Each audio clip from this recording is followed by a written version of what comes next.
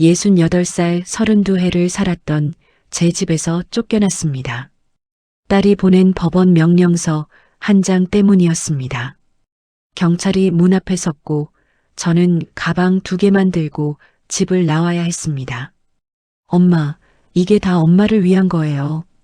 딸의 차가운 목소리가 아직도 귓가에 맴돕니다.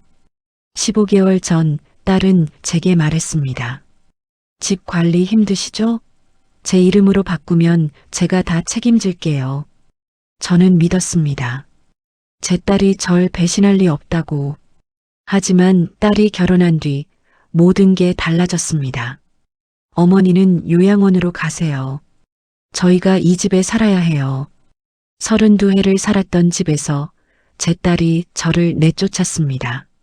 하지만 저는 몰랐습니다.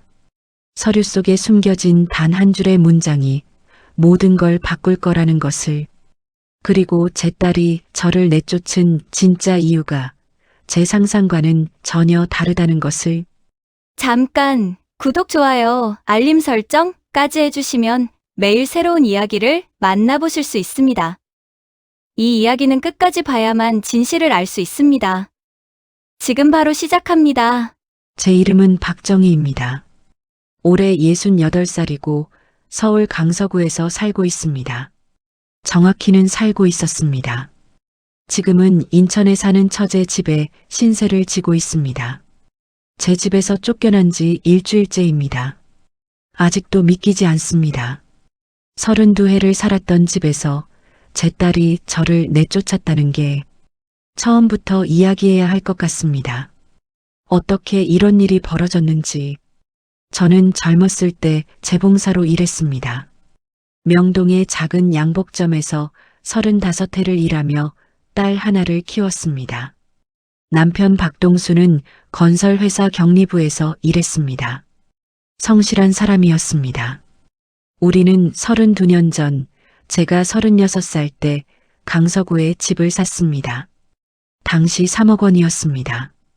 남편과 제가 15년간 모은 돈으로 계약금을 냈고 20년 동안 대출을 갚았습니다. 그 집에서 딸 수진이를 키웠습니다. 수진이는 착한 아이였습니다.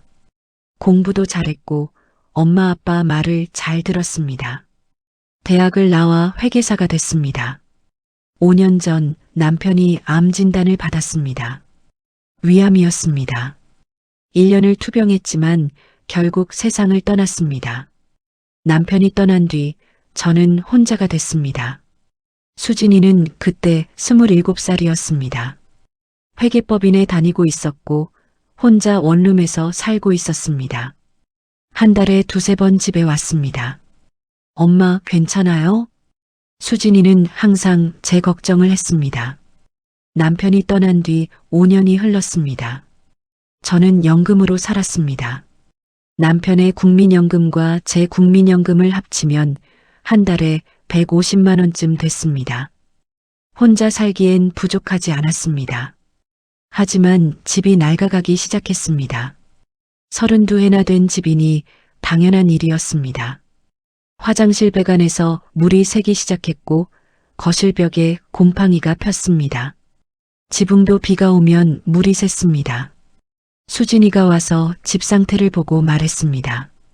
엄마, 집 수리해야 할 것 같은데요? 이렇게 두면 더 나빠져요. 저도 알고 있었습니다. 하지만 수리비가 문제였습니다. 지붕만 고쳐도 500만 원은 들 것 같았습니다. 화장실 배관까지 고치면 1000만 원은 넘을 것 같았습니다. 돈이 없어서 그래. 조금씩 고쳐야지 뭐. 수진이는 며칠 뒤 다시 집에 왔습니다. 그날은 일요일 오후였습니다. 수진이는 평소보다 진지한 표정으로 거실 소파에 앉았습니다. 엄마, 제가 생각해 봤는데요. 수진이는 잠시 말을 멈췄다가 다시 이어갔습니다. 이 집 명의를 제 이름으로 바꾸면 어떨까요? 저는 깜짝 놀랐습니다. 갑자기 무슨 소리야? 엄마, 들어보세요. 집이 제 명의가 되면 제가 수리비를 다 부담할 수 있어요. 지붕도 고치고 배관도 새로 하고 벽도 다시 칠하고요. 수진이의 목소리는 차분했습니다. 그리고 나중에 상속 문제도 간단해져요. 지금 바꿔놓으면 세금도 절약되고요. 저는 잠시 생각했습니다. 수진이 말이 틀린 건 아니었습니다. 집 수리비를 제가 감당하기 어려운 것도 사실이었습니다. 근데 내가 여기서 계속 살 수 있는 거지? 당연하죠, 엄마. 그건 걱정 마세요. 명의만 바뀌는 거예요. 엄마는 평생 여기서 사시는 거고요.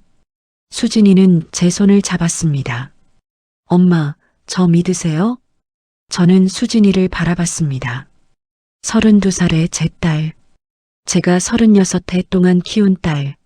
어떻게 제 딸을 의심할 수 있겠습니까? 알았다. 내가 알아서 해라. 수진이는 환하게 웃었습니다. 한 달쯤 지나서 수진이가 다시 왔습니다. 이번엔 남자가 한 명 함께 왔습니다. 60살쯤 돼 보이는 남자였습니다. 엄마, 김태수 변호사님이에요. 아빠 대학 친구시래요. 저는 그제야 기억이 났습니다.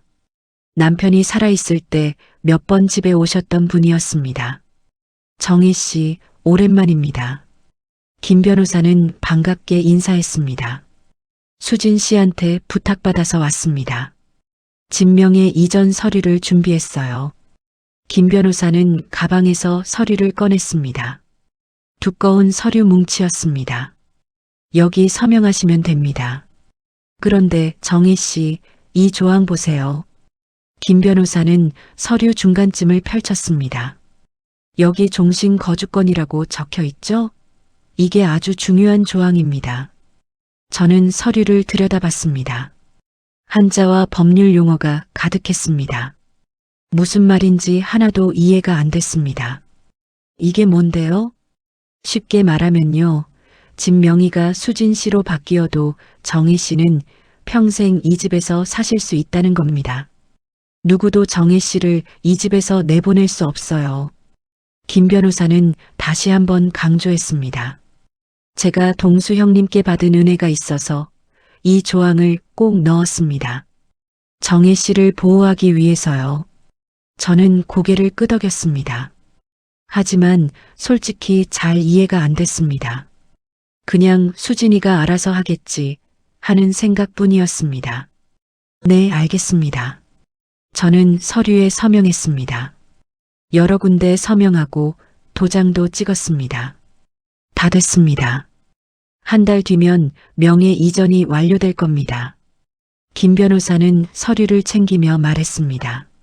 정희 씨, 혹시 나중에 문제 생기면 언제든 연락하세요. 문제라니요? 무슨 문제요? 아, 아니에요. 그냥 만약을 대비해서요. 김 변호사는 웃으며 명함을 건넸습니다. 그날 저녁 수진이와 단둘이 저녁을 먹었습니다. 집에서 만든 된장찌개와 김치였습니다. 엄마, 감사해요. 수진이가 밥을 먹으며 말했습니다. 무슨 감사? 믿어주셔서요. 걱정 마세요. 제가 집 잘 관리할게요. 엄마는 그냥 편하게 사세요. 저는 수진이의 손을 잡았습니다. 넌 효녀야. 엄마가 널 믿는다. 한 달 뒤, 집 명의가 정식으로 수진이 이름으로 바뀌었습니다. 수진이는 약속대로 집 수리를 시작했습니다. 지붕을 고치고 배관을 새로 했습니다. 거실벽도 다시 칠했습니다. 저는 기뻤습니다. 이제 집 걱정 없이 편하게 살 수 있겠구나. 그로부터 석 달 뒤 수진이가 집에 왔습니다. 이번엔 남자 한 명과 함께였습니다. 35살쯤 돼 보이는 남자였습니다. 엄마, 소개할 사람 있어요. 수진이는 수줍게 웃으며 말했습니다. 강민수 씨예요. 제 남자친구예요. 강민수는 정장을 입고 있었습니다. 키가 크고 잘생겼습니다. 어머님, 처음 뵙겠습니다. 강민수라고 합니다. 그래요, 어서 와요. 무슨 일 하세요? 부동산 투자 일을 하고 있습니다. 강민수의 목소리는 자신감이 넘쳤습니다. 하지만 뭔가 차가운 느낌이 들었습니다. 저는 그 느낌을 무시했습니다. 딸이 좋아하는 사람이니 좋은 사람이겠지. 석 달 뒤 수진이와 강민수가 결혼했습니다. 결혼식은 강남의 작은 웨딩홀에서 열렸습니다. 하객이 50명쯤 왔습니다. 저는 딸의 결혼식에서 울었습니다. 행복한 눈물이었습니다. 하지만 그 행복은 오래가지 못했습니다. 수진이의 결혼식이 끝나고 6개월이 지났습니다. 그 6개월 동안 제 삶은 조금씩 변하기 시작했습니다. 처음엔 알아차리지 못할 정도로 작은 변화였습니다. 수진이의 방문이 줄어들었습니다. 결혼 전에는 한 달에 2~3번 왔는데 결혼 후에는 한 달에 1번이 됐습니다. 그러다 2달에 1번, 석 달에 1번으로 줄어들었습니다. 전화를 걸면 강민수가 받을 때가 많았습니다. 어머님, 수진이 지금 바빠서요. 제가 전해드릴게요. 하지만 수진이에게서 전화가 오는 일은 거의 없었습니다. 어느 목요일 오후였습니다. 현관벨이 울렸습니다. 문을 열었더니 정장 차림의 남자가 서 있었습니다. 박정혜 씨 맞으시죠? 네, 그런데요. 저는 부동산 중개사입니다. 이 집 매물로 나온 거 맞죠? 저는 깜짝 놀랐습니다. 무슨 소리세요? 이 집 안 팔아요. 그런데 제가 박수진 씨한테 연락받았는데요. 이 집 시세 확인하러 오라고 하셔서 중개인은 휴대폰을 꺼내 보여줬습니다. 수진이 이름으로 온 문자였습니다. 저는 바로 수진이에게 전화를 걸었습니다. 몇 번의 신호음 끝에 수진이가 받았습니다. 엄마, 무슨 일이세요? 수진아, 방금 부동산 중개인이 왔다. 이게 무슨 일이니? 아, 그거요? 그냥 시세만 확인하려고 한 거예요. 걱정 마세요. 수진이의 목소리는 무덤덤했습니다. 왜 시세를 확인해? 집 팔 거야? 아니에요, 엄마. 그냥 자산관리 차원에서 확인하는 거예요. 요즘 강서구 집값이 많이 올랐거든요. 저는 불안했지만 수진이를 믿었습니다. 제 딸이 절 속일 리 없다고. 그로부터 2주가 지난 금요일 저녁이었습니다. 현관문이 열리는 소리가 들렸습니다. 수진이가 강민수와 함께 들어왔습니다. 엄마, 저희 왔어요. 저는 반가워서 일어났습니다. 오랜만에 딸이 찾아온 것이었습니다. 어머, 수진아, 밥은 먹었니? 네, 먹었어요. 수진이와 강민수는 거실 소파에 앉았습니다. 저도 마주보고 앉았습니다. 분위기가 이상했습니다. 수진이는 제 눈을 똑바로 쳐다보지 못했습니다. 강민수는 다리를 떨고 있었습니다. 무슨 일이니? 수진이는 잠시 침묵하다가 입을 열었습니다. 엄마, 저희가 이 집으로 이사 올 거예요. 저는 깜짝 놀라 수진이를 바라봤습니다. 갑자기? 네, 민수 씨 사업 때문에 공간이 필요해서요. 이 집이 넓잖아요. 강민수가 끼어들었습니다. 어머님, 저희가 투자 사업을 확장하려고 하는데 사무실이 필요합니다. 이 집 1층을 사무실로 쓰면 딱 좋을 것 같아서요. 제 가슴이 철렁 내려앉았습니다. 그럼 나는 어떡하고? 수진이는 잠시 말을 멈췄다가 조용히 말했습니다. 엄마는 요양원이나 작은 원룸으로 가시면 될 것 같아요. 저는 제 귀를 의심했습니다. 방금 제 딸이 뭐라고 한 거죠? 뭐라고? 요양원? 엄마, 연세도 이제 68이시잖아요. 혼자 사시기 힘드시죠? 요양원 가시면 간호사도 있고 식사도 나오고 훨씬 편하실 거예요. 강민수가 다시 끼어들었습니다. 저희가 좋은 요양원 알아봤습니다. 강남에 있는 곳인데 시설도 좋고 한 달에 200만 원이면 됩니다. 저희가 비용 다 부담할게요. 저는 벌떡 일어섰습니다. 안 돼. 나는 이 집에서 계속 살 거야. 여기가 내 집이야. 엄마, 진정하세요. 수진이도 일어났습니다. 엄마, 이 집은 이제 제 명의예요. 법적으로 제 집이에요.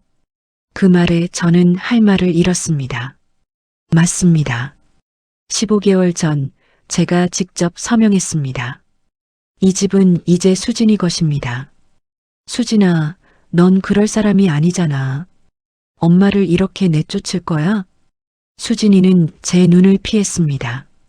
그 순간 저는 수진이의 눈가가 붉어져 있는 걸 봤습니다. 울었던 흔적처럼 보였습니다. 하지만 수진이는 곧 고개를 돌렸습니다. 엄마, 이게 다 엄마를 위한 거예요. 제 말 좀 들어보세요. 강민수가 가방에서 팸플릿을 꺼냈습니다. 어머님, 이거 보세요. 여기가 제가 말씀드린 요양원입니다. 1인실도 있고 정원도 있고 정말 좋은 곳이에요.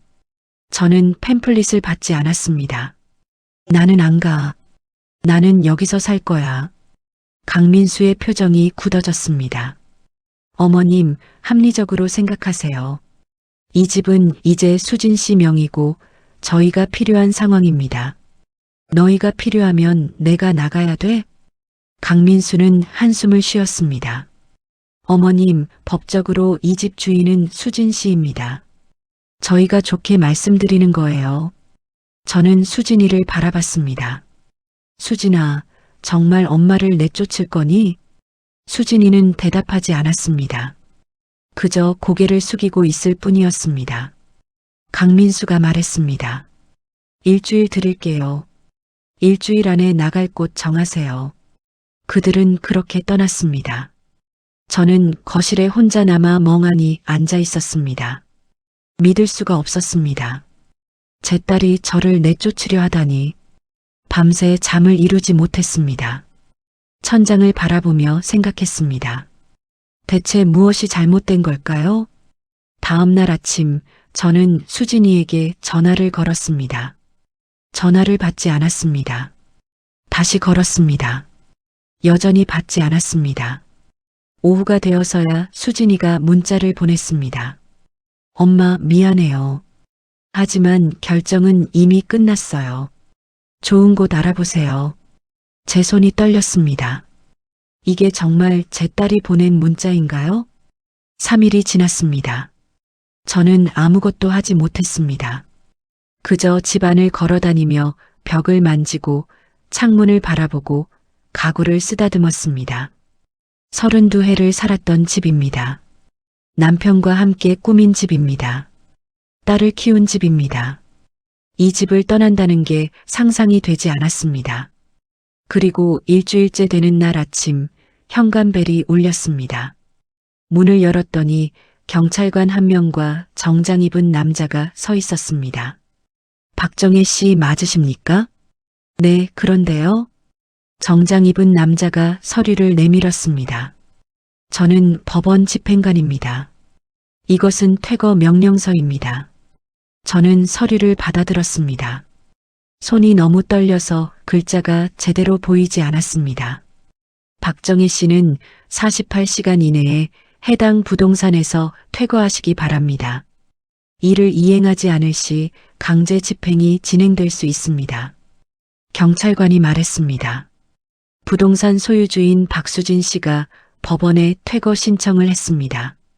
법원이 이를 받아들여 퇴거 명령을 내렸습니다. 저는 그 자리에 주저앉을 것 같았습니다. 48시간. 이틀이요? 네, 정확히는 내일 모레 정오까지입니다.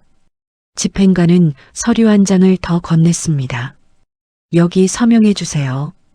퇴거 명령을 받았다는 확인서입니다. 저는 떨리는 손으로 서명했습니다. 그들이 떠난 뒤 저는 거실 바닥에 주저앉았습니다. 울고 싶었지만 눈물이 나오지 않았습니다. 너무 충격이 커서 아무 감정도 느껴지지 않았습니다. 한참을 그렇게 앉아 있다가 저는 처제 이순자에게 전화를 걸었습니다. 이순자는 인천에 살고 있었습니다. 남편의 여동생이었지만 저와는 친자매처럼 지냈습니다. 순자야. 제 목소리가 떨렸습니다. 언니, 무슨 일이에요? 목소리가 왜 그래요? 나 집에서 쫓겨나게 됐어. 뭐라고요? 저는 모든 상황을 설명했습니다. 수진이가 집 명의를 바꾼 것, 요양원으로 가라고 한 것, 법원 퇴거 명령이 나온 것. 그게 말이 돼요? 수진이가 친엄마한테 그럴 리가 없잖아요. 나도 믿을 수가 없어. 하지만 내일 모레까지 나가야 해. 언니, 우리 집으로 와요. 당장. 순자야, 미안해. 내가 신세를 지게 됐네. 무슨 소리예요? 가족이 무슨 신세예요? 짐 싸세요. 제가 내일 아침에 차 가지고 갈게요. 전화를 끊고 저는 집안을 둘러봤습니다. 32회의 삶이 이곳에 있었습니다. 하지만 이제 이틀 안에 모든 걸 정리해야 합니다. 저는 가방 2개를 꺼냈습니다. 무엇을 가져가야 할까요? 옷가지를 챙겼습니다. 사진 몇 장을 챙겼습니다. 남편과 찍은 결혼사진, 수진이 어렸을 때 사진, 가족사진. 그게 전부였습니다. 32회의 삶이 가방 2개에 들어갔습니다. 다음 날 이순자가 왔습니다. 그녀는 저를 보자마자 눈물을 흘렸습니다. 언니, 이게 무슨 일이에요? 수진이가 정말 그랬어요? 그래. 믿기지 않지만 사실이야. 이순자는 제 가방을 들고 차로 향했습니다. 저는 집을 한 번 더 둘러봤습니다. 거실, 안방, 작은 방, 부엌, 화장실. 모든 공간에 추억이 있었습니다. 현관문을 나서는 순간 저는 뒤를 돌아봤습니다. 32회를 살았던 집이었습니다. 이제 다시는 돌아올 수 없는 집이었습니다. 차에 올라탔습니다. 이순자가 시동을 걸었습니다. 차가 출발하며 집이 점점 멀어졌습니다. 저는 창밖을 바라보며 생각했습니다. 대체 무엇이 잘못된 걸까요? 제 딸이 왜 이런 선택을 한 걸까요? 하지만 그때 저는 몰랐습니다. 이야기는 이제 시작일 뿐이라는 것을. 그리고 서류 속 단 한 줄의 문장이 모든 걸 바꿀 것이라는 것을. 인천으로 가는 길은 멀게만 느껴졌습니다. 차 안은 조용했고 이순자는 아무 말도 하지 않았습니다. 저도 말할 힘이 없었습니다. 이순자의 집은 인천 부평에 있었습니다. 작지만 아늑한 빌라였습니다. 이순자는 혼자 살고 있었습니다. 남편이 10년 전에 세상을 떠났고 자식은 없었습니다. 언니, 여기 작은 방 쓰세요. 제가 이불 깔아놨어요. 작은 방은 정말 작았습니다. 하지만 따뜻했습니다. 이순자의 마음씨처럼. 순자야, 고맙다. 정말 고마워. 언니, 그런 말 하지 마세요. 오빠가 살아계셨으면 이런 일이 없었을 텐데. 이순자의 목소리가 떨렸습니다. 그날 밤 저는 작은 방 침대에 누워 천장을 바라봤습니다. 잠이 오지 않았습니다. 머릿속이 복잡했습니다. 수진이 얼굴이 계속 떠올랐습니다. 어렸을 때 수진이, 학교 가는 수진이, 대학 졸업식 때 수진이, 그리고 이틀 전 저를 차갑게 바라보던 수진이. 대체 무엇이 제 딸을 저렇게 변하게 만든 걸까요? 강민수 때문일까요? 돈 때문일까요? 눈물이 흘러내렸습니다. 68회를 살면서 이렇게 무력한 적은 처음이었습니다. 다음 날 아침, 이순자가 아침밥을 차려줬습니다. 된장찌개와 계란말이, 김치였습니다. 하지만 목구멍으로 넘어가지 않았습니다. 언니, 조금만 드세요. 기운 차려야죠. 저는 억지로 밥 몇 숟가락을 떴습니다. 이순자가 식탁에 앉으며 말했습니다. 언니, 어젯밤에 생각해봤는데요. 뭘? 진명에 바꿀 때 변호사 왔었잖아요. 오빠 친구분. 응, 김태수 변호사. 이순자는 잠시 생각하더니 말을 이었습니다. 그때 김 변호사가 뭐라고 했죠? 서류에 특별한 조항을 넣었다고. 저는 기억을 떠올렸습니다. 그날 김 변호사가 서류를 보여주며 뭔가 설명했던 것 같습니다. 종신, 뭐였지? 종신거주권. 이순자가 무릎을 쳤습니다. 그래, 맞아요. 오빠가 살아계실 때 그 이야기 했었어요. 나중에 집을 수진이한테 주더라도 언니 거주권은 꼭 보장해야 한다고. 제 심장이 빨리 뛰기 시작했습니다. 그게 뭔데? 잘은 모르겠지만 집 명의가 바뀌어도 언니가 평생 그 집에서 살 수 있다는 거예요. 법적으로 보장되는 권리래요. 저는 벌떡 일어났습니다. 정말? 그럼 나를 못 쫓아내는 거야? 그럴 거예요. 언니, 김 변호사한테 연락해봐요. 분명 방법이 있을 거예요. 희망이 보이기 시작했습니다. 어둠 속에서 작은 빛이 보이는 것 같았습니다. 저는 바로 핸드백을 뒤졌습니다. 김태수 변호사가 줬던 명함을 찾았습니다. 다행히 아직 가지고 있었습니다. 떨리는 손으로 전화를 걸었습니다. 몇 번의 신호음 끝에 김 변호사가 전화를 받았습니다. 여보세요? 김 변호사님, 저 박정희예요. 기억하세요? 아, 정희 씨. 물론 기억하죠. 무슨 일이세요? 저는 상황을 설명했습니다. 수진이가 집을 빼앗은 것, 법원 퇴거 명령이 나온 것, 지금 인천에 와 있는 것. 김 변호사는 한참을 침묵했습니다. 정희 씨, 지금 당장 제 사무실로 오실 수 있으세요? 네, 갈 수 있어요. 그럼 오늘 오후 2시에 오세요. 서류를 다시 확인해 봐야겠어요. 전화를 끊고 저는 이순자를 바라봤습니다. 순자야, 서울 가야 해. 변호사 사무실로. 제가 차로 데려다 드릴게요. 오후 1시 반, 우리는 서울로 향했습니다. 김태수 변호사 사무실은 강남역 근처에 있었습니다. 사무실에 도착하자 김 변호사가 반갑게 맞아줬습니다. 정희 씨, 이순자 씨, 어서 오세요. 우리는 회의실로 들어갔습니다. 김 변호사는 서류 파일을 꺼냈습니다. 제가 진명의 이전 서류 복사본을 보관하고 있습니다. 동수 형님 때문에 특별히 신경 써서 보관했죠. 김 변호사는 서류를 펼쳤습니다. 두꺼운 서류 뭉치였습니다. 여기요, 이 부분 보세요. 김 변호사는 서류 중간쯤을 가리켰습니다. 제3조 종신거주권. 본 부동산의 소유권이 박수진에게 이전되더라도 박정희는 사망 시까지 해당 부동산에 거주할 권리를 가지며 이는 어떠한 경우에도 박탈될 수 없다. 김 변호사는 안경을 벗고 저를 바라봤습니다. 정희 씨, 이게 무슨 뜻인지 아시겠어요? 그러니까 내가 평생 그 집에서 살 수 있다는 거예요? 정확합니다. 법적으로 보장된 권리예요. 박수진 씨가 집 주인이어도 정희 씨를 내보낼 수 없어요. 제 눈에서 눈물이 흘러내렸습니다. 그럼 그 퇴거 명령은요? 무효입니다.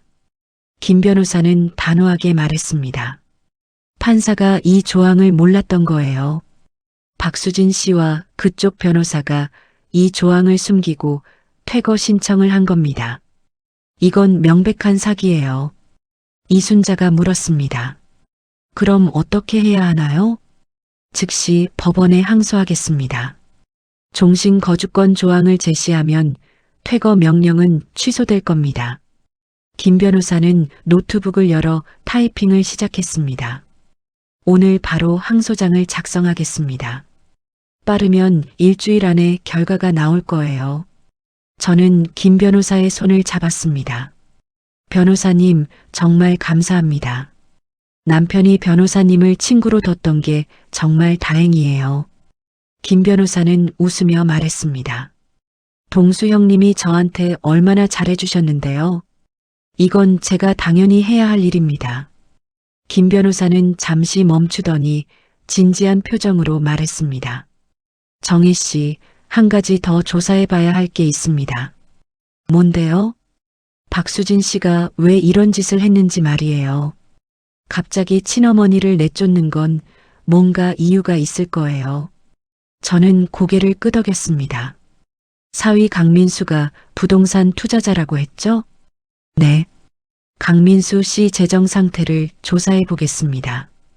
보통 이렇게 급하게 재산을 빼앗으려는 경우는 경제적으로 급한 문제가 있는 경우가 많거든요.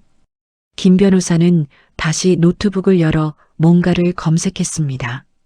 강민수, 35살, 부동산 투자업. 김 변호사의 손가락이 멈췄습니다. 여기 있네요. 강민수 씨, 최근에 부동산 투자 실패로 소송한 건 진행 중이네요. 소송이요? 네, 투자자들한테 사기당했다고 고소했나 봅니다. 금액이 3억 원. 김 변호사는 계속 검색했습니다.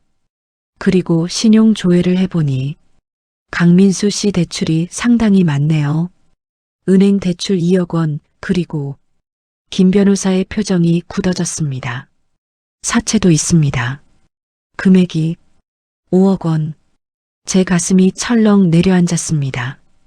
5억 원이요? 네, 그것도 이자율이 엄청 높은 사채예요. 월 이자만 2천만 원쯤 될 겁니다. 이순자가 숨을 들이마셨습니다. 그럼 강민수가 빚 때문에 집을 팔려고 한 거예요? 그럴 가능성이 매우 높습니다. 김 변호사는 노트북을 닫으며 말했습니다. 정혜 씨 집이 강서구에 있죠? 지금 시세가 12억 원쯤 될 겁니다. 강민수 씨 입장에서는 그 집을 팔아서 빚을 갚고 싶었을 거예요. 저는 이해가 되지 않았습니다. 그래도 수진이가 어떻게 엄마를 내쫓을 수가 있어요? 빚이 있으면 자기들이 해결해야지. 김 변호사는 고개를 저었습니다. 제 생각엔 박수진 씨도 모르고 있었을 가능성이 있어요. 강민수 씨가 수진 씨를 속이고 있을 수도 있습니다. 저는 그 말에 조금 위안을 받았습니다. 혹시 제 딸도 속았을까요? 혹시 제 딸도 피해자일까요? 하지만 그래도 용서가 되지 않았습니다. 딸이라면 엄마를 믿고 상의했어야 하는 거 아닙니까? 김 변호사가 말했습니다. 일단 항소부터 진행하겠습니다. 그리고 강민수 씨 재정 상태를 더 자세히 조사해 볼게요. 뭔가 더 나올 것 같거든요. 우리는 김 변호사 사무실을 나왔습니다. 밖은 어두워지고 있었습니다. 차에 올라타며 이순자가 말했습니다. 언니, 이제 희망이 보이네요. 그래, 순자야. 너 덕분이야. 내가 그 조항을 기억하지 못했으면 어떻게 될 뻔했어. 이순자는 제 손을 꼭 잡았습니다. 오빠가 하늘에서 도와주신 거예요. 저는 창밖을 바라봤습니다. 남편의 얼굴이 떠올랐습니다. 살아생전 항상 저를 지켜주던 남편. 죽어서도 저를 지켜주고 있는 남편. 여보, 고마워요. 저는 속으로 남편에게 말했습니다. 인천으로 돌아오는 길, 저는 처음으로 안도감을 느꼈습니다. 아직 끝난 게 아니었지만 적어도 희망이 보였습니다. 이순자의 집에 도착해서 저녁을 먹었습니다. 오늘은 입맛이 조금 돌아왔습니다. 밥 한 공기를 다 먹을 수 있었습니다. 그날 밤 잠자리에 들기 전 저는 수진이에게 문자를 보냈습니다. 수진아, 엄마는 집으로 돌아갈 거야. 법적으로 엄마한테 권리가 있어. 내가 왜 이러는지 모르겠지만 엄마는 포기하지 않을 거야. 문자를 보내고 나니 속이 시원했습니다. 이제 더 이상 당하고만 있지 않을 것입니다. 제 권리를 찾을 것입니다. 3일 뒤 김태수 변호사에게서 전화가 왔습니다. 정희 씨, 좋은 소식입니다. 법원이 항소를 받아들였어요. 퇴거 명령이 취소됐습니다. 저는 너무 기뻐서 소리를 질렀습니다. 정말요? 네, 그리고 더 좋은 소식이 있어요. 법원이 박수진 씨와 강민수 씨를 상대로 사기 혐의 조사를 시작했습니다. 종신 거주권 조항을 숨기고 퇴거 신청을 한 건 명백한 사기니까요. 김 변호사는 잠시 멈추더니 말을 이었습니다. 그리고 정혜 씨, 이제 집으로 돌아가실 수 있습니다. 법원 명령으로요. 집으로 돌아간다고요? 네, 내일 오전 10시에 법원 집행관이 동행할 겁니다. 정혜 씨를 집으로 안전하게 모시는 거예요. 제 눈에서 눈물이 흘러내렸습니다. 이번엔 기쁨의 눈물이었습니다. 변호사님 정말 감사합니다. 천만에요. 이건 정혜 씨의 정당한 권리니까요. 전화를 끊고 저는 이순자에게 달려갔습니다. 순자야, 집으로 돌아갈 수 있대. 이순자도 눈물을 흘렸습니다. 언니, 정말 다행이에요. 정말 다행이야. 그날 밤 저는 설레는 마음으로 잠자리에 들었습니다. 내일이면 제 집으로 돌아갑니다. 32해를 살았던 그 집으로. 하지만 동시에 걱정도 됐습니다. 수진이와 강민수는 어떤 반응을 보일까요? 또 무슨 일이 벌어질까요? 그리고 무엇보다 궁금했습니다. 대체 왜 이런 일이 벌어진 걸까요? 제 딸이 저를 배신한 진짜 이유는 무엇일까요? 그 답은 곧 알게 될 것이었습니다. 다음 날 아침 9시 저는 이순자와 함께 서울로 향했습니다. 가슴이 두근거렸습니다. 드디어 제 집으로 돌아갑니다. 김태수 변호사 사무실 앞에서 법원 집행관을 만났습니다. 50대쯤 돼 보이는 남자였습니다. 경찰관 2명도 함께였습니다. 박정혜 씨 맞으시죠? 네, 맞습니다. 저는 서울 남부지방법원 집행관 이민수입니다. 오늘 박정혜 씨의 종신 거주권을 집행하러 왔습니다. 집행관은 서류를 보여줬습니다. 법원 명령입니다. 박정혜 씨는 강서구 소재 부동산에 종신 거주할 권리가 있으며 현재 불법으로 거주 중인 박수진 씨와 강민수 씨는 즉시 퇴거해야 합니다. 제 손이 떨렸습니다. 기쁨과 긴장이 뒤섞인 떨림이었습니다. 가시죠. 우리는 차 2대에 나눠 탔습니다. 저는 김태수 변호사 차에, 집행관과 경찰은 다른 차에 탔습니다. 서울 강서구로 가는 길이 이렇게 길게 느껴진 적은 없었습니다. 30분이 3시간처럼 느껴졌습니다. 드디어 제 집 앞에 도착했습니다. 32해를 살았던 집이 눈앞에 보였습니다. 정원의 나무들, 현관문, 2층 창문, 모든 게 그대로였습니다. 하지만 현관 앞에 낯선 화분들이 놓여 있었습니다. 수진이가 새로 사다 놓은 것 같았습니다. 집행관이 현관문 벨을 눌렀습니다. 한참을 기다렸지만 아무도 나오지 않았습니다. 집에 안 계신가 봅니다. 집행관은 다시 벨을 눌렀습니다. 그리고 큰 소리로 말했습니다. 법원 집행관입니다. 문 열어주세요. 잠시 후 현관문이 열렸습니다. 강민수가 잠옷 차림으로 나왔습니다. 머리가 헝클어져 있었습니다. 뭐예요? 강민수의 목소리가 떨렸습니다. 집행관이 서류를 내밀었습니다. 법원 명령입니다. 박정혜 씨의 종신 거주권이 인정돼 귀하와 박수진 씨는 즉시 이 부동산에서 퇴거하셔야 합니다. 강민수는 서류를 받아들고 눈이 커졌습니다. 이게 무슨 종신 거주권이 뭡니까? 김태수 변호사가 나섰습니다. 명예 이전 서류에 명시된 조항입니다. 박정혜 씨는 이 집에서 평생 거주할 권리가 있습니다. 귀하가 그 조항을 숨기고 퇴거 신청을 한 것은 사기 행위입니다. 강민수의 얼굴이 하얗게 질렸습니다. 그럴 리가. 변호사가 다 확인했는데 귀하의 변호사가 제대로 확인하지 않았거나 알면서도 숨긴 겁니다. 어느 쪽이든 법적 책임을 피할 수 없습니다. 그때 안쪽에서 수진이가 나왔습니다. 수진이도 잠옷 차림이었습니다. 얼굴이 퉁퉁 부어 있었습니다. 밤새 울었던 것 같았습니다. 엄마. 수진이는 저를 보자 그 자리에 멈춰 섰습니다. 저는 수진이를 똑바로 바라봤습니다. 수진아, 나 들어간다. 수진이의 눈에서 눈물이 흘러내렸습니다. 집행관이 말했습니다. 법원 명령에 따라 박정희 씨는 지금 즉시 입주하실 수 있습니다. 박수진 씨와 강민수 씨는 48시간 이내에 개인 물품을 수거하고 퇴거하셔야 합니다. 강민수가 소리쳤습니다. 안 돼요. 이 집을 팔아야 한다고요. 제가 빚이 있어요. 경찰관이 강민수 앞을 막아섰습니다. 진정하세요. 법원 명령을 거부하면 강제 집행됩니다. 강민수는 머리를 쥐어뜯었습니다.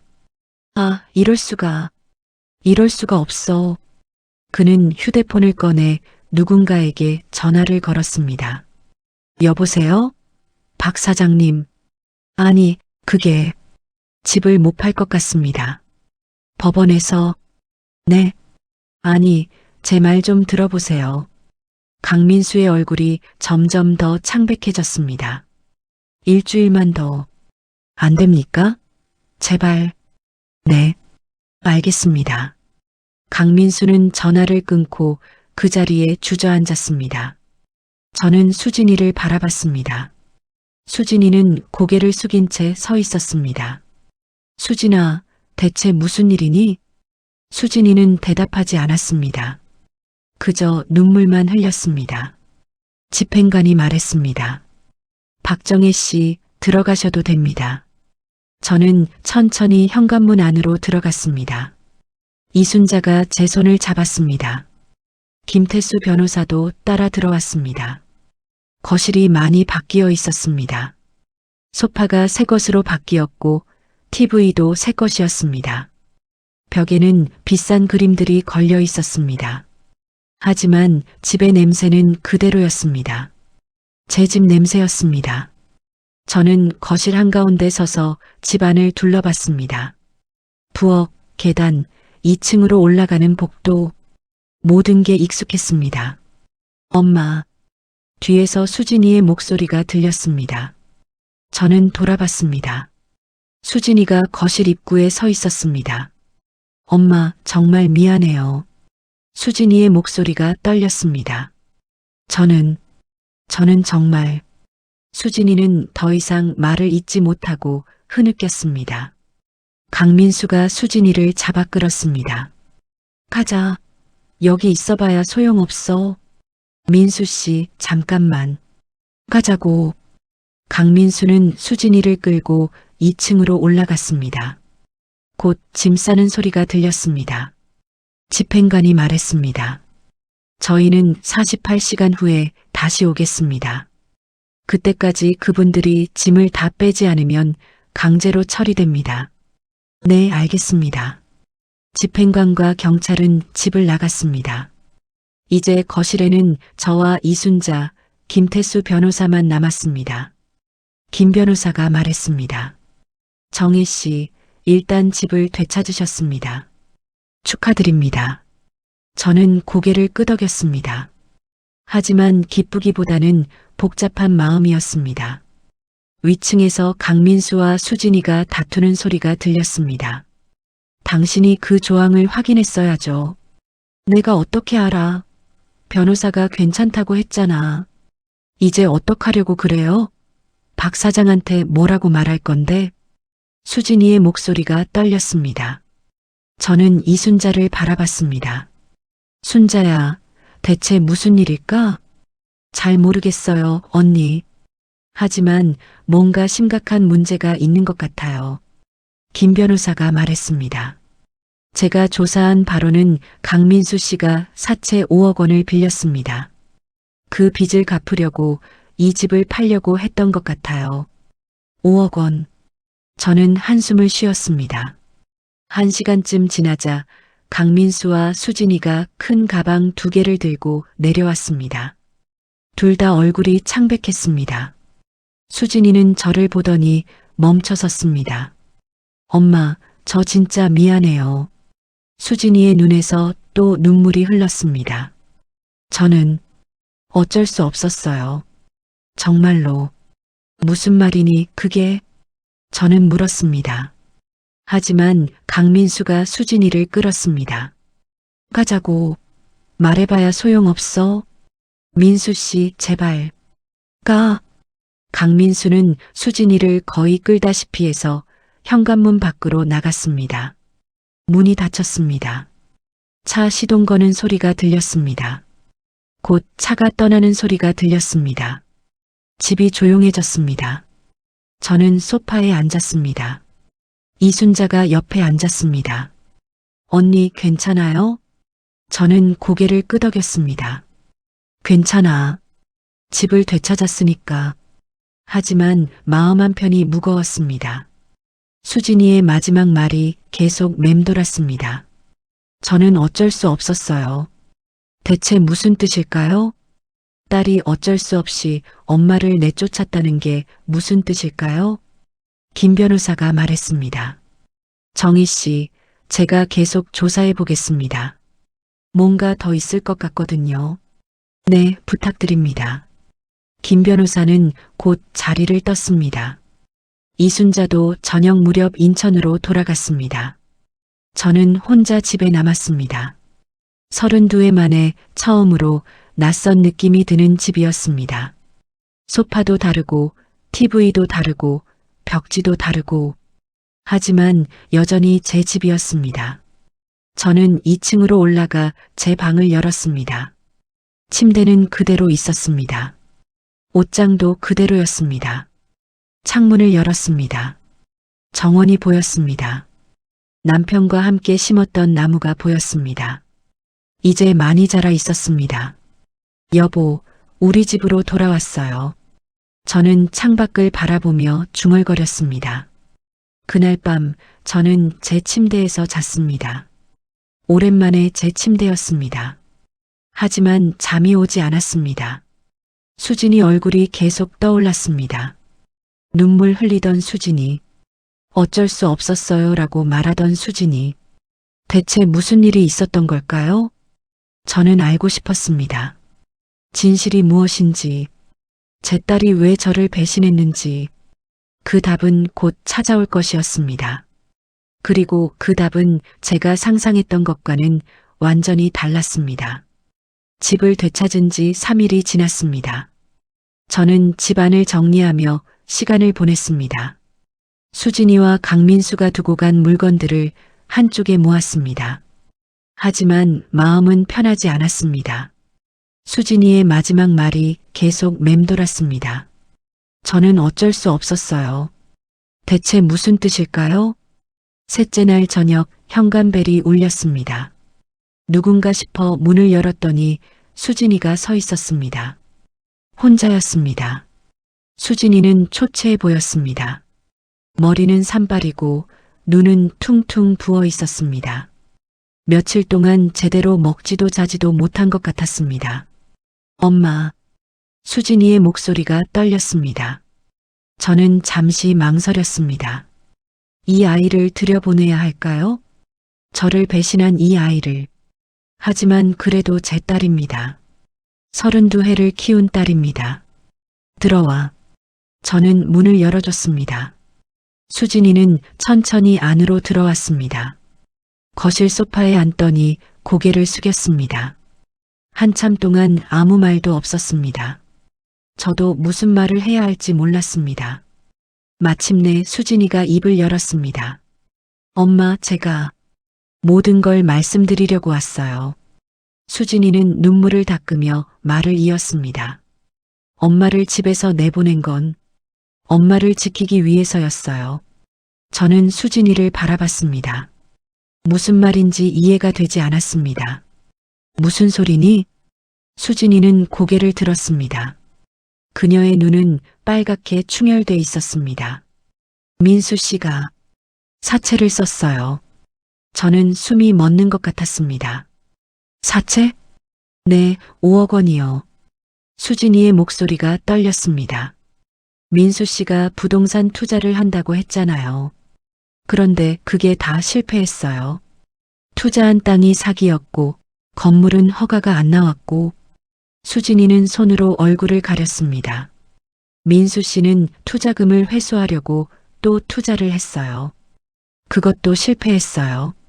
빚이 점점 늘어났고 결국 사채를 쓰게 됐어요. 저는 말을 잃었습니다. 제가 알았을 때는 이미 늦었어요. 5억 원이나 빚을 진 상태였어요. 수진이가 저를 바라봤습니다. 그런데 석 달 전에 사채업자가 저한테 전화를 했어요. 수진이의 목소리가 더 떨렸습니다. 박 사장이라는 사람이었어요. 그 사람이 말했어요. 돈을 못 갚으면 장모님을 다치게 할 거다라고. 제 가슴이 철렁 내려앉았습니다. 뭐라고? 엄마를 해치겠다고 했어요. 수진이는 흐느끼기 시작했습니다. 그 사람이 엄마 사진을 보냈어요. 엄마가 인사동 한복가게에서 나오는 사진이었어요. 매일 감시하고 있다. 돈 안 갚으면 이 할멈부터 손본다고. 저는 소파에 주저앉았습니다. 저는 너무 무서웠어요. 경찰에 신고하려고 했는데 박 사장이 말했어요. 신고하면 바로 할머니 다친다고. 수진이는 눈물을 닦았습니다. 민수 씨한테 물어봤어요. 어떻게 할 거냐고. 민수 씨가 말했어요. 엄마 집을 팔면 된다고. 저는 수진이를 바라봤습니다. 처음엔 거부했어요. 어떻게 엄마 집을 팔 수 있냐고. 하지만 박 사장은 계속 협박했어요. 엄마 일상 사진을 매일 보냈어요. 수진이의 손이 떨렸습니다. 그리고 2개월 전에 박 사장이 제 앞에 나타났어요. 회사 앞에서요. 수진이는 눈을 감았습니다. 일주일 안에 집을 팔아서 돈을 준비해라. 안 그러면 내 엄마는 교통사고로 죽을 거다라고 했어요. 제 눈에서 눈물이 흘러내렸습니다. 저는 어떻게 해야 할지 몰랐어요. 민수 씨는 계속 집만 팔면 다 해결된다고 했어요. 수진이가 저를 바라봤습니다. 그래서 생각했어요. 엄마를 집에서 내보내면 엄마가 안전할 거라고. 박 사장이 엄마를 못 찾을 거라고. 수진이는 고개를 떨구었습니다. 너무 어리석었죠. 집을 팔아도 박 사장은 계속 협박했을 거예요.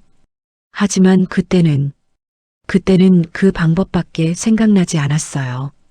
저는 숨을 고르며 물었습니다. 그래서 날 요양원에 보내려고 한 거니? 아니에요. 수진이가 소리쳤습니다. 저는 엄마를 요양원에 보낼 생각 없었어요. 민수 씨가 그렇게 말한 거예요. 저는 그냥 엄마를 잠깐이라도 멀리 보내서 안전하게 지키고 싶었어요. 수진이는 눈물을 흘렸습니다. 매일 밤 울었어요. 엄마한테 전화하고 싶었어요. 모든 걸 말씀드리고 싶었어요. 하지만 박 사장이 누구한테라도 말하면 바로 실행한다고 했어요. 저는 수진이를 바라봤습니다. 제 딸의 고통이 보였습니다. 법원 명령 나온 날, 엄마가 가방 들고 나가시는 걸 봤을 때 수진이는 말을 잇지 못하고 흐느꼈습니다. 제 심장이 찢어지는 것 같았어요. 하지만 그래야 엄마가 안전할 거라고 생각했어요. 저는 일어나 수진이 옆에 앉았습니다. 수진아, 저는 딸의 손을 잡았습니다. 왜 엄마한테 말하지 않았니? 수진이가 저를 바라봤습니다. 엄마한테 말했으면 우리 함께 해결할 수 있었잖아. 경찰에 신고하든 변호사한테 상담하든. 왜 혼자 고민했어? 죄송해요, 엄마. 수진이는 제 손을 꼭 잡았습니다. 저는 너무 무서웠어요. 엄마가 다칠까봐. 제 잘못으로 엄마가 다치면 어떡하나. 저는 수진이를 끌어안았습니다. 바보야. 엄마가 너보다 훨씬 오래 살았어. 이런 일 어떻게 해결하는지 엄마가 더 잘 알아. 수진이는 제 품에서 울었습니다. 어렸을 때처럼 울었습니다. 한참을 그렇게 있다가 저는 수진이를 떼어놓고 물었습니다. 그 박 사장이라는 사람 지금 어디 있니? 모르겠어요. 민수 씨가 알 거예요. 강민수는 어디 있고? 모텔에 있어요. 부평에. 저는 휴대폰을 꺼내 김태수 변호사에게 전화했습니다. 변호사님, 저예요. 박정희예요. 정희 씨, 무슨 일이세요? 지금 바로 경찰에 신고해야 할 것 같아요. 사채업자가 저를 협박했대요. 저는 수진이에게서 들은 모든 이야기를 김 변호사에게 전했습니다. 김 변호사는 즉시 말했습니다. 지금 당장 경찰서로 가세요. 제가 먼저 가 있겠습니다. 30분 후 저는 수진이와 함께 강서경찰서에 도착했습니다. 김태수 변호사가 이미 와 있었습니다. 형사 한 명이 우리를 조사실로 안내했습니다. 박 사장이라는 사람의 실명이 뭡니까? 박재윤이요. 수진이가 대답했습니다. 전화번호 있으세요? 수진이는 휴대폰을 꺼내 전화번호를 보여줬습니다. 그리고 박 사장이 보낸 사진들도 보여줬습니다. 제가 인사동에서 걷는 사진, 집 앞에 서 있는 사진, 마트에서 장 보는 사진. 형사의 표정이 굳어졌습니다. 이건 명백한 협박이고 스토킹입니다. 박재윤이라는 사람, 저희가 알고 있는 사채업자네요. 형사는 다른 형사를 불렀습니다. 박재윤 추적 들어가. 위치 확인하고. 그리고 수진이에게 물었습니다. 강민수 씨는 지금 어디 있습니까? 부평의 한 모텔에요. 제가 위치 알아요. 좋습니다. 같이 가시죠. 1시간 후 경찰은 강민수를 체포했습니다. 그리고 그날 밤 박재윤도 인천에서 검거됐습니다. 이틀 후 김태수 변호사가 연락을 줬습니다. 정희 씨, 좋은 소식입니다. 박재윤이 자백했어요.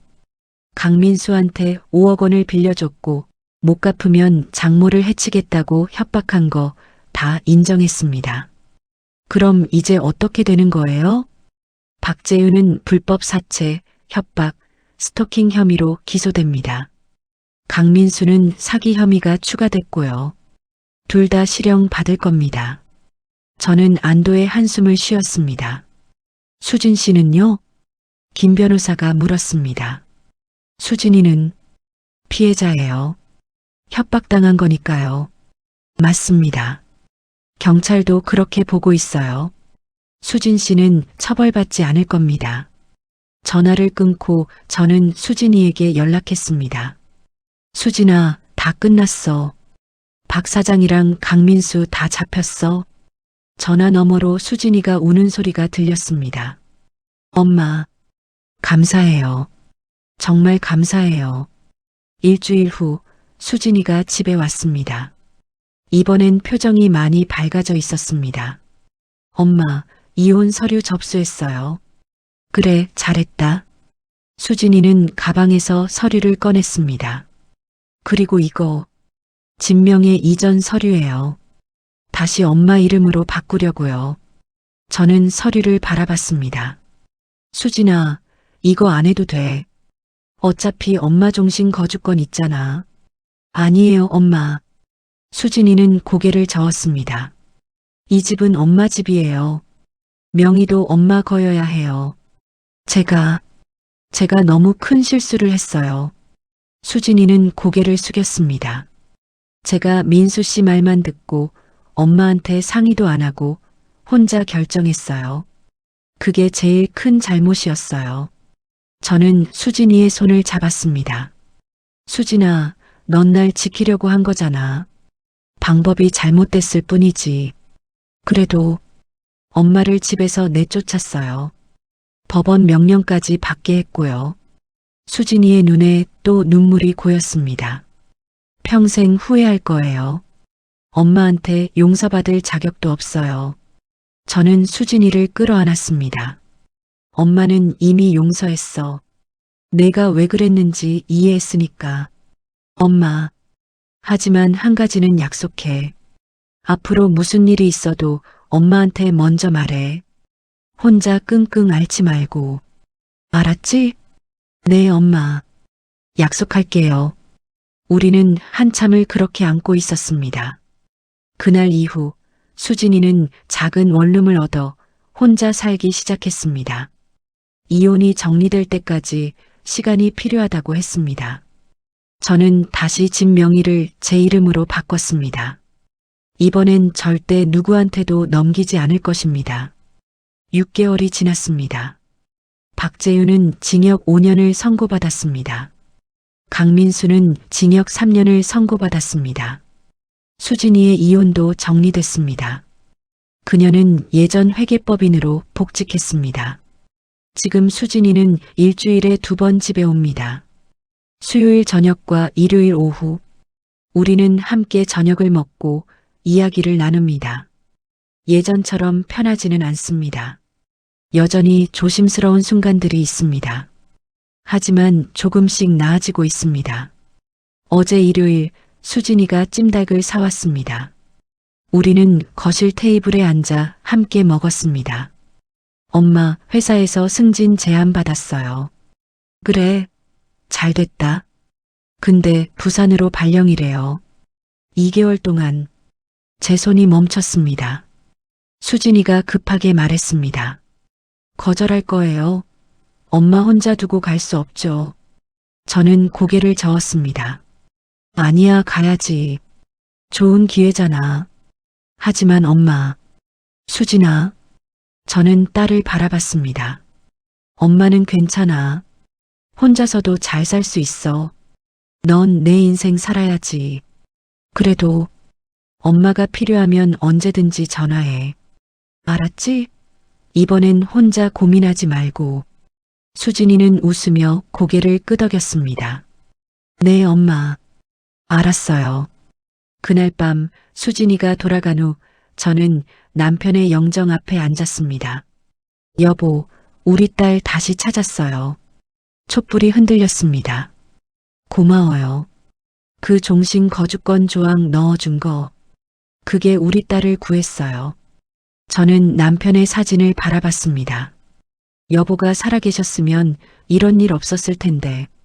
하지만 괜찮아요. 이제 다 끝났으니까. 창밖으로 달이 떠오르고 있었습니다. 정원의 나무가 바람에 흔들렸습니다. 남편과 함께 심었던 나무였습니다. 저는 이 집에서 앞으로도 계속 살 것입니다. 32해를 살았던 이 집에서, 남편과의 추억이 있는 이 집에서, 그리고 이제 알았습니다. 가족이란 함께 문제를 해결하는 사람들이라는 것을, 혼자 끙끙 앓는 게 아니라 서로 기대고 의지하는 사람들이라는 것을 수진이도 이제 알 것입니다. 엄마는 딸이 생각하는 것보다 훨씬 강하다는 것을, 그리고 엄마는 언제나 딸의 편이라는 것을, 오늘도 저는 이 집에서 잠들 것입니다. 제 집에서 평화롭게